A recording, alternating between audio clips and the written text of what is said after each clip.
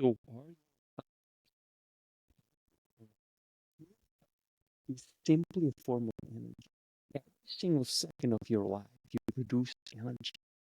Thoughts. But what kind of energy do you produce? Are they positive or negative? Do they uplift you or tear you down?